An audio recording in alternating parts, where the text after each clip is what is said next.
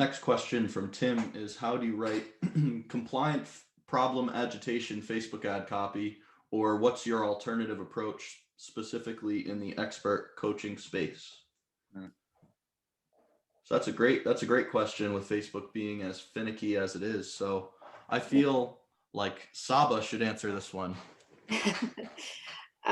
Yeah, so you can still use the problem agitation, formula for your Facebook ads. It's really going to come down to, as long as you're not talking to the reader, basically pointing out their flaws when you're writing it. You can say things like, a lot of coaches, I think expert coaching. Yeah. So, a lot of coaches experience XYZ, setting up the problem, and then you can still agitate, and you can go on and on about how painful it is, how aggravating it is, whatever the situation is, and, continue on into the offer. You can still, you can basically still write in that formula. You just have to kind of do it on like a third person voice.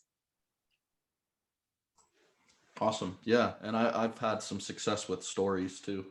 And you can, if it's, into that. yeah, if it's a guru or somebody that is, the person behind the offer, you can say, I've had a lot of coaches come to me complaining about the same thing. And then you just list all the things that most coaches complain about. That's another way to do it, is basically you're trying to relate to the reader, saying that this is what you're probably dealing with, right? Sort of like the subtext going on in that, in that copy. Sweet. Awesome.